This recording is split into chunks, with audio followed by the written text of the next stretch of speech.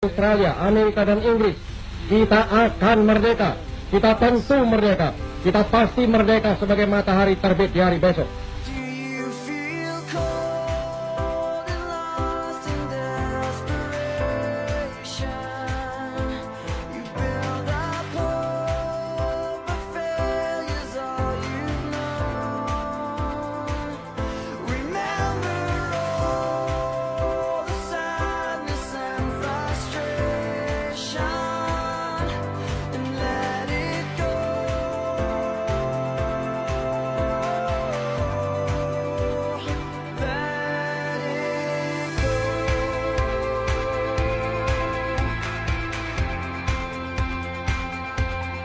Assalamualaikum warahmatullahi wabarakatuh. Perkenalkan, nama saya Asma Anissa dengan NIM 544230030. Di sini saya akan menjelaskan materi mengenai sejarah Pancasila, Pancasila sebagai pandangan hidup, Pancasila sebagai ideologi negara, dan Pancasila sebagai sistem filsafat di negara ini. Oke, masuk pada pembahasan materi. Materi yang pertama yang akan saya bahas adalah sejarah Pancasila. Pancasila memiliki sejarah panjang yang terkait dengan perjalanan politik Indonesia. Secara historis, 5 asas dalam Pancasila telah mengalami perubahan interpretasi seiring waktu. Pada masa sebelum kemerdekaan Indonesia, konsep yang mirip dengan Pancasila telah ada dalam budaya dan pemikiran masyarakat Indonesia, meskipun belum secara eksplisit disebut sebagai Pancasila. Kemudian, pada awal abad ke-20, tokoh-tokoh nasionalis seperti Soekarno dan Muhammad Hatta aktif dalam memperjuangkan untuk kemerdekaan Indonesia dari kolonialisme. Selama masa perjuangan kemerdekaan 1945 sampai 1949, Pancasila menjadi dasar ideologi bagi negara Indonesia yang baru merdeka pada tanggal 1 Juni 1945.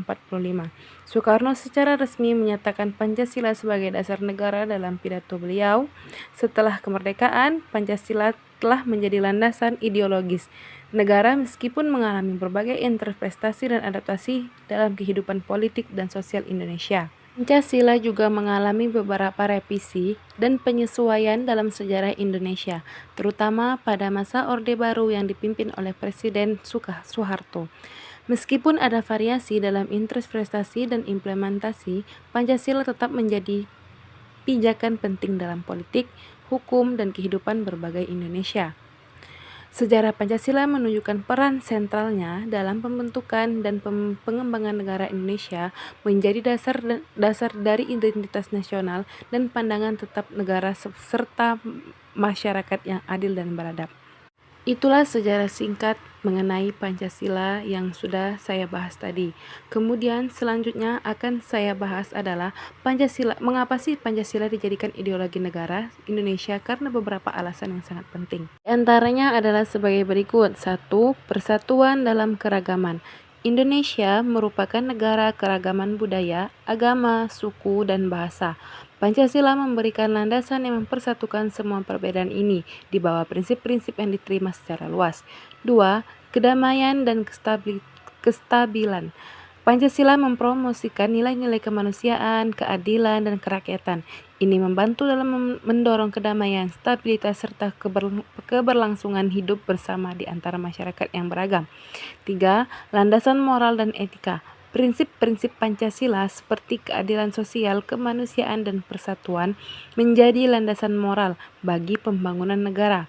Hal ini membantu dalam menciptakan masyarakat yang adil, terhormat, dan bertanggung jawab. 4. Kedaulatan rakyat. Pancasila menegaskan prinsip kedaulatan rakyat yang berarti keputusan penting dalam negara diambil melalui proses musyawarah atau perwakilan, mencerminkan kehendak dan kepentingan rakyat secara keseluruhan. 5. Kontinuitas politik. Sejak pembentukannya pada masa kemerdekaan, Pancasila telah menjadi pijakan utama bagi identitas dan ideologi negara Indonesia, memberikan kestabilan dan kontinuitas dalam hal ideologi dan orientasi negara. Oke, yang selanjutnya adalah Pancasila dijadikan pedoman hidup. Kenapa Pancasila dijadikan pedoman hidup? Karena memuat prinsip-prinsip yang bukan hanya bersifat politis, tetapi juga filosofis dan moral. Beberapa alasan mengapa Pancasila dijadikan pedoman hidup bagi masyarakat Indonesia. Antara lain, 1. Landasan moral. Prinsip-prinsip dalam Pancasila seperti keadilan sosial, persatuan dan kemanusiaan merupakan nilai-nilai moral yang mendasar. Masyarakat di Indonesia mengambil prinsip-prinsip ini sebagai panduan dalam berinteraksi, berperilaku, serta dalam menjalani kehidupan sehari-hari. Kedua, penghormatan terhadap keanekaragaman.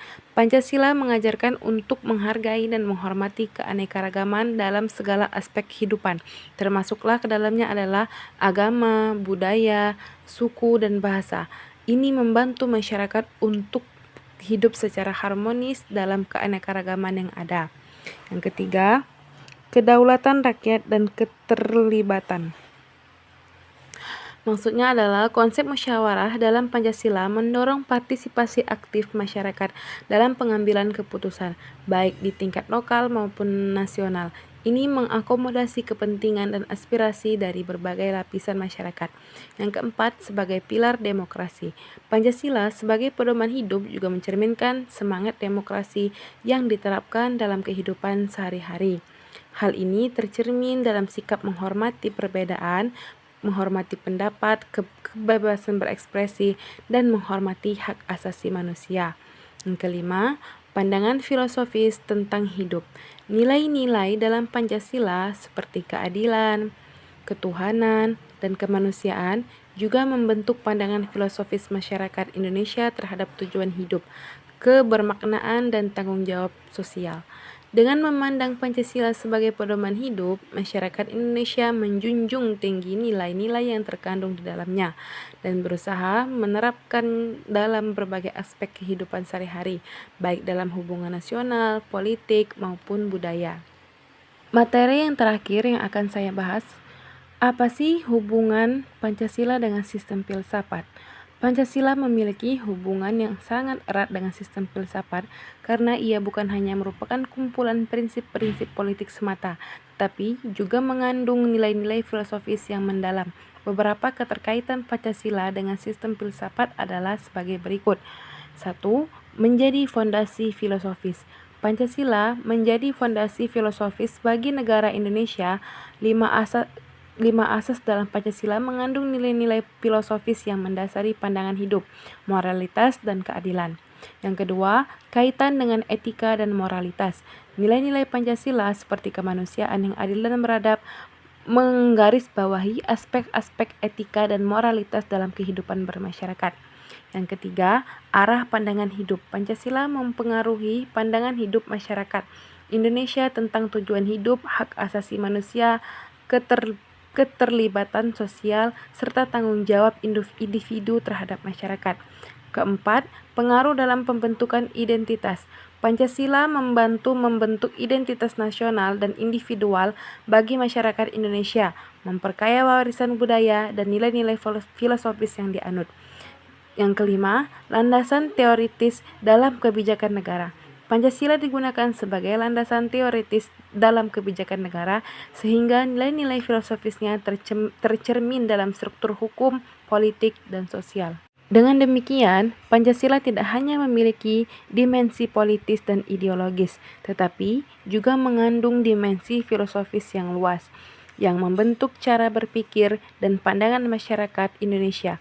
Nilai-nilai filosofis dalam Pancasila menjadi pedoman dalam membentuk kerangka pemikiran dan tindakan bagi individu dan negara dalam berbagai aspek kehidupannya. Salah satu contoh kegiatan gotong royong yang pernah saya lakukan di lingkungan sekitar rumah saya adalah membantu pembuatan dan pendekoran pojok baca yang terletak di taman bermain komplek rumah saya. Pojok baca merupakan sebuah tempat yang terletak di sudut ruangan yang dilengkapi dengan koleksi buku yang berperan sebagai perpanjangan fungsi perpustakaan. Pojok baca dapat menjadi sarana yang efektif untuk memberikan akses kepada para masyarakat dalam membaca buku dan sebagai upaya meningkatkan minat baca masyarakat.